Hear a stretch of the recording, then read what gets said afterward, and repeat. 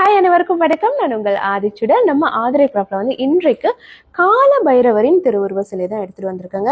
ரொம்ப ரொம்ப விசேஷமான ஒரு திருவுருவ சிலை. கால பைரவர் என்று சொன்னாலே நம்ம எல்லாருக்குமே தெரியும், காசி மாநகரத்தை வந்து காவல் புரியும் முக்கியமான தெய்வத்தில் ஒருவர் இவர்.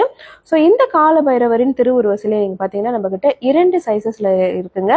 பெரியது நீங்க பார்த்தீங்கன்னா 11 இன்ச்சஸ்ல இருக்கும். 11 இன்ச்சஸ் வந்து நல்ல பெருசு தான். இது பார்த்தீங்கன்னா கீழ்ப்பகுதியில் அழகா ஒரு பீடம் கொடுத்துருக்காங்க. அதற்கு மேலாக ஒரு தாமரை மனையில் நின்ற கோலத்தில் 4 திருக்கரங்களோடு மிக சிறப்பான ஒரு கம்பீர தோற்றத்தில் காலபைரவர் நிற்கிறார். பின்பகுதியில் அவருடைய வாகனமும் உடன் இருக்கிறது.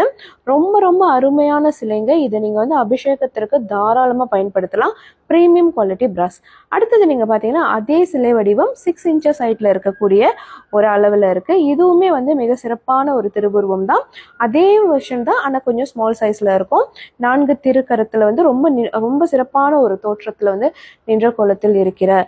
ஸோ இது ரெண்டுமே இப்போ வந்து நம்ம கிட்ட வந்து ரெடி ஸ்டாக் அவைலபிளா இருக்கு. கால பைரவர் என்று சொன்னாலே கண்டிப்பா நிறைய பேருக்கு தெரிஞ்சிருக்கும். சனீஸ்வர பகவானின் குரு இவர். ஸோ பொதுவாக வந்து இந்த சனீஸ்வர தோஷத்தில் இருக்கக்கூடியவர்கள் வந்து கால பைரவர் வழிபாடு செய்வதனால் வந்து நமக்கு வந்து இருக்கக்கூடிய அந்த சனி தோஷங்களை வந்து குறைத்து கொள்ளலாம் அப்படின்றது வந்து எழுதப்பட்டிருக்கிறது. ஸோ யாருக்கெல்லாம் வந்து இந்த சிலை தேவைப்படுதோ கண்டிப்பா மறக்காம நம்ம கிட்ட கிராப் பண்ணிக்கலாம். புலனம் வந்திருக்க புலனம் எண்கள் என்னோட பயோல கொடுத்துருக்கேன். நன்றி, வணக்கம்.